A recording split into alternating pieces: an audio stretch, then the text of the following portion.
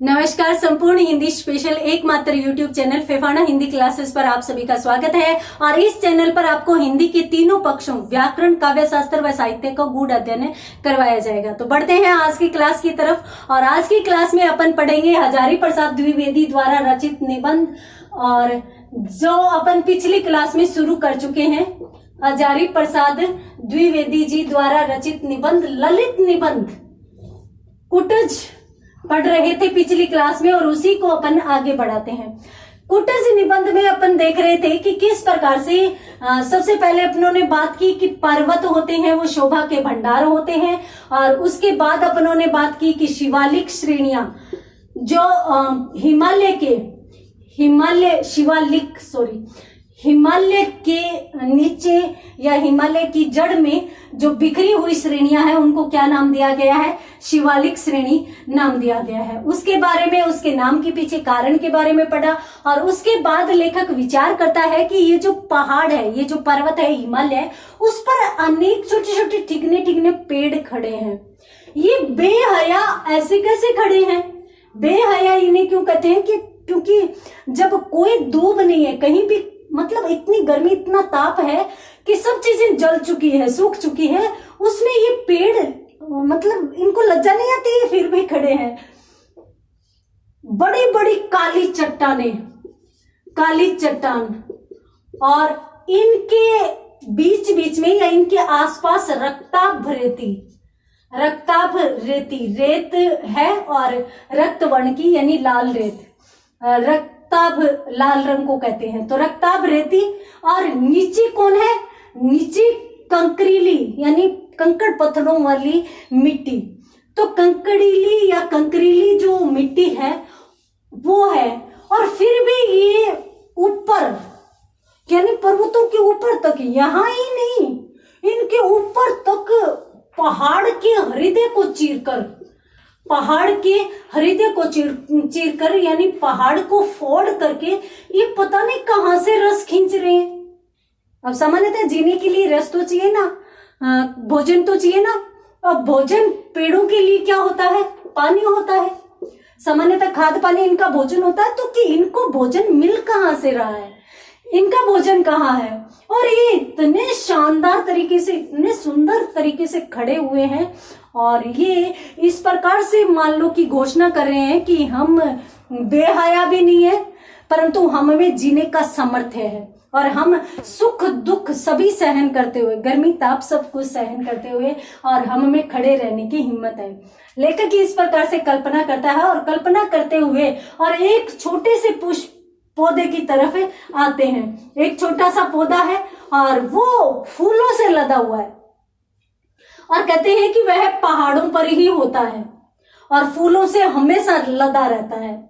उस पर मौसम कभी भी अपना प्रभाव नहीं डाल सकता, वो हमेशा मुस्कुराता रहता है, गर्मी सर्दी सब कुछ सहन करता हुआ।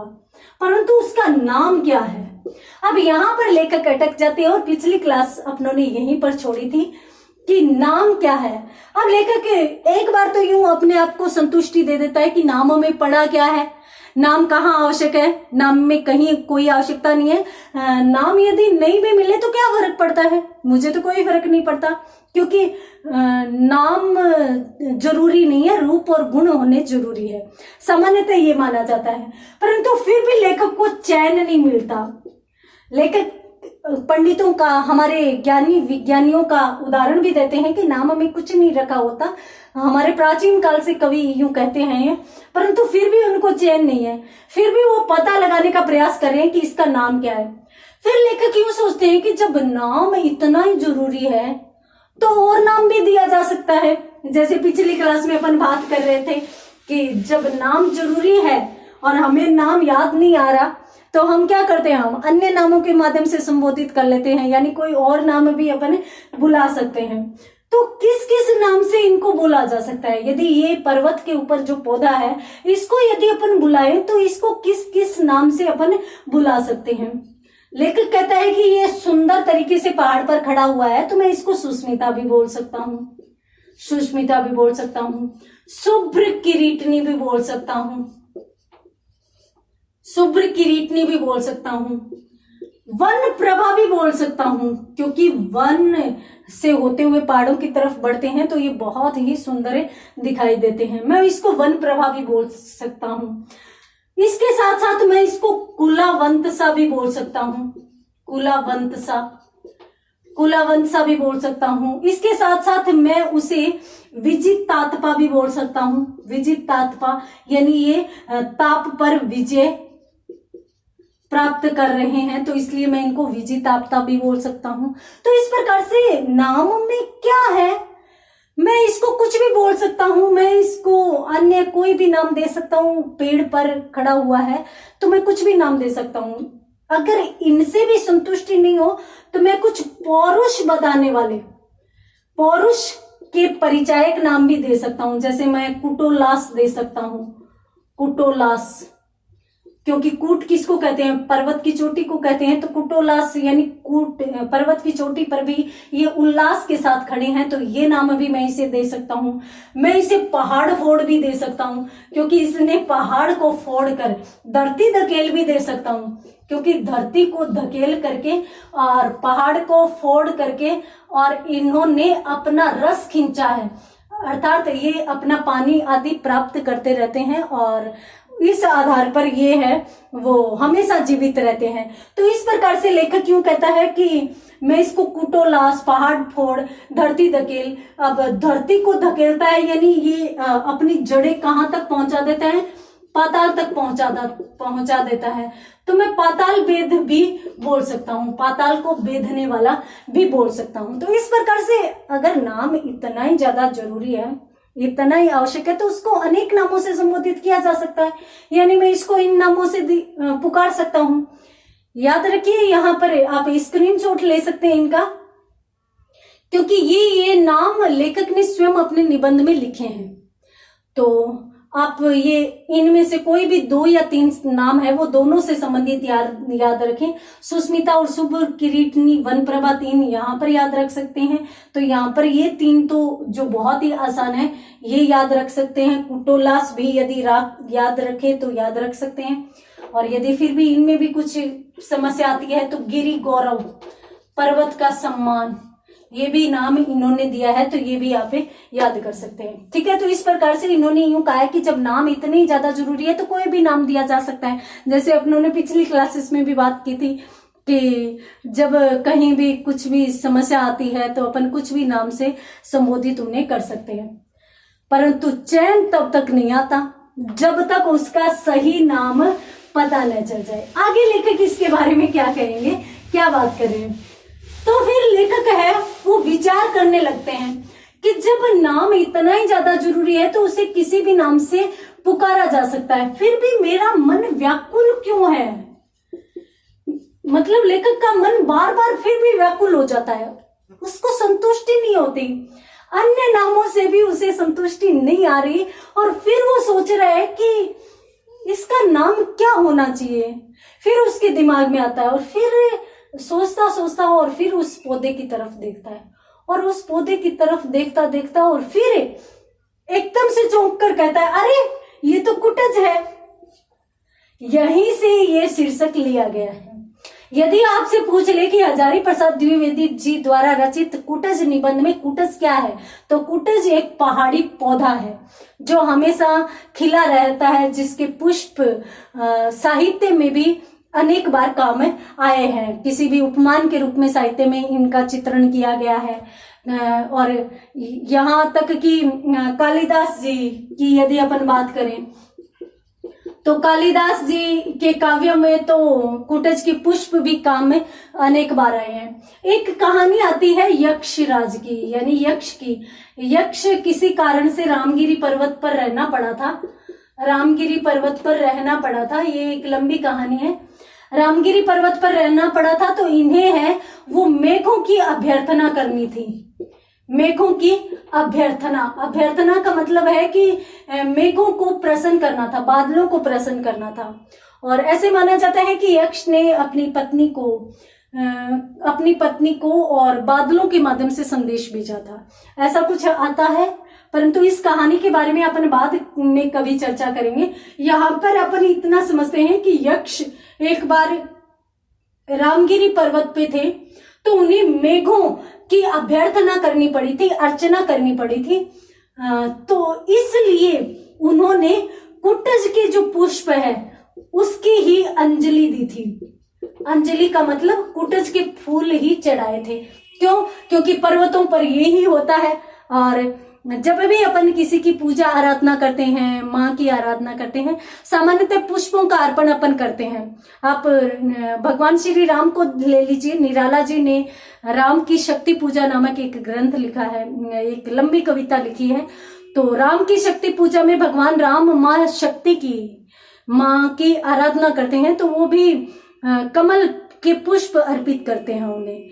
तो उसी प्रकार से यहाँ पर भी यक्ष जो है वो मेघों की अर्चना करने के लिए उन्हें पुष्प अर्पित करते हैं। और किसके पुष्प अर्पित करते हैं?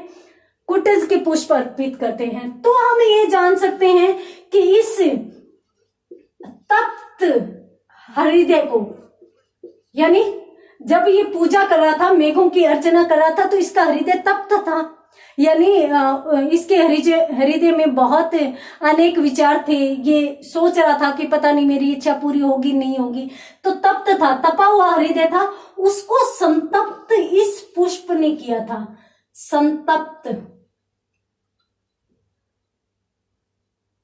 संतप्त किसने किया था? इस पुष्प ने इसको संतप्त किया था, यानी शांत किया था।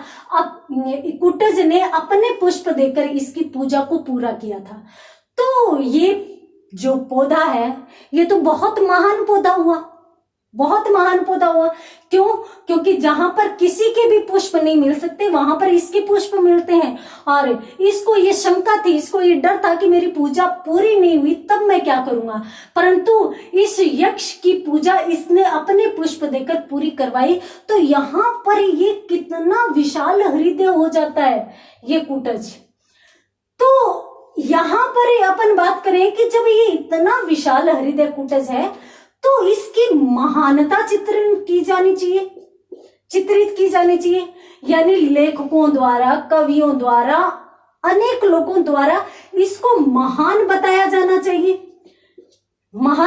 जाना चाहिए और लेखकों द्वारा इसकी प्रशंसा की जानी चाहिए, इसको इज्जत दी जानी चाहिए, इसको सम्मान दिया जाना चाहिए। परंतु लेखक क्यों कहता है कि फिर भी इस पुष्प को रूखा सूखा कहा जाता है, कंटीली झाड़ी तक इसको कह दिया जाता है, तब बहुत ही दुख होता है। सामान्यतः आप किसी के काम आते हो और फिर आपकी आलोचना की जाती है तो आपको भी दुख होता है। तो उसी बात को, यानी यहाँ पर लेखक इसका मानवीकरण करते हुए और चित्रण करते हैं कि जब ये इतना विशाल हृदय वाला पौधा है तो इसको भी साहित्य में अच्छा स्थान मिलना चाहिए, परंतु साहित्य के द्वारा इसको नकारा गया है। फिर ये बात करते हैं कि रहीम जी की। हमारे रहीमदास जी एक ऐसे कवि हैं जिनकी दानशीलता और जिनका जो विशाल हृदय है उसके बारे में सब जगह ये जाने जाते थे। ये बहुत ही महान कवि रहे थे और सामान्यतः इनको भी लोगों द्वारा ठुकराया गया था। एक राजा ने ठुकरा दिया, अपने राज्य से निकाल दिया, फिर इनको दूसरे राज्य में शरण लेनी पड़ती थी, दूसरे राज्य में गए वहां पर इनको ठुकरा दिया जाता था। यानी रहीम कवि बहुत महान थे परंतु फिर भी उनको ठुकराया जाता था। क्यों? क्योंकि ये समाज है ना, ये समाज निर्मम समाज है, इसमें ममता नहीं है, इसमें दया नहीं है। ये क्या करता है, किसी का भी रस चूस लेता है, यानी जितना काम लेना होता है उतना काम ले लेता है और उसके बाद उसे ठुकरा देता है। इसी प्रकार से हमारे रहीम जी को भी इतना विशाल हृदय होने के कारण भी, दानशीलता होने के बाद भी, बहुत ही अच्छे व्यक्तित्व होने के बाद भी इनको समाज द्वारा ठुकराया गया, समाज द्वारा नकारा गया। तो ये इनके साथ भेदभाव हुआ, पक्षपात हुआ।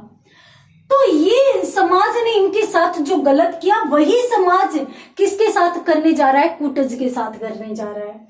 यहां तक कि कवियों ने भी, और कवियों में यदि रहीम जी की बात करें तो रहीम जी ने भी इस कुटज की अवहेलना कर दी। यानी रहीम जी बहुत अच्छे कवि थे, बहुत महान कवि थे, परंतु लेखक कहते हैं कि कभी कभी गलती हो जाती है, कवियों से भी गलती हो जाती है। और रहीम जी एक महान कवि थे, परंतु कहते हैं ना कि मनुष्य में अनेक गुण होते हैं, परंतु फिर भी कहीं ना कहीं कोई ना कोई अवगुण तो रह जाता है। उसी प्रकार से रहीम दास जी की भी ये गलती रही कि उन्होंने भी कुटज को ठुकरा दिया या कुटज के लिए गलत बात कही।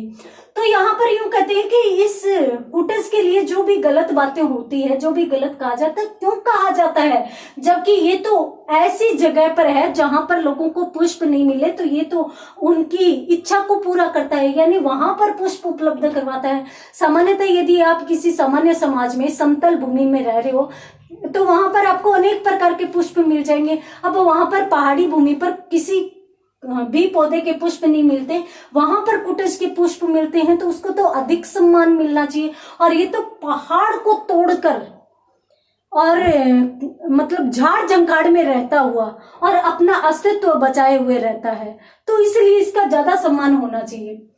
परंतु इसका ज्यादा सम्मान नहीं होता, तो फिर लेखक के दिमाग में आता है कि ये पहाड़ के ऊपर निवास करता है, तो इसका नाम कुटज क्यों है। सामान्यतः कुट जय, जय का मतलब तो हम मानते हैं कि जन्म लेना से होता है। जय का शाब्दिक अर्थ होता है कि जन्म लेना, और कुट का अर्थ लेखक कहते हैं कि कुट के दो अर्थ शब्दकोश में मिलते हैं, एक तो घड़ा मिलता है और एक घर मिलता है। तब लेखक यूं बात करते हैं फिर कि जब कुटज के दो नाम है, दो नामों से अर्थ अपन ग्रहण करें, इन दोनों नामों से, क्योंकि कुट का अर्थ एक तो घड़ा और एक घर, तो घर में भी ये जन्म नहीं लेता, ये तो पहाड़ की चोटी पर रहता है, और घड़े का तो सवाल ही नहीं है। तो फिर इसका अर्थ हो क्या सकता है, इसका नाम कुटज क्यों रखा गया। इसका नाम कुटज इसलिए रखा गया क्योंकि ये पर्वत की कूट या पर्वत की चोटी पर निवास करता है, और पर्वत की चोटियों पर निवास करते रहने के बाद भी ये अपने आप को बनाए रखता है, पुष्प इस पर खिले रहते हैं, तो शायद इसलिए इसका नाम कुटज रखा गया हो। तो यहाँ पर ये यूं कहते हैं कि रहीम जी और कुटज दोनों ही ऐसे हैं जो साहित्य के द्वारा, समाज के द्वारा ठुकराए गए हैं, फिर भी रहीम जी ने अपनी विचारधारा, अपनी तरफ नहीं देखते हुए कुटज की अवहेलना की। रहीम जी आगे क्या लिखते हैं और किस प्रकार से कुटज का अर्थ जाएगा, बहुत ही रुचिकर तथ्य सामने आने वाले हैं, परंतु देखेंगे अगली क्लास में। तब तक के लिए धन्यवाद।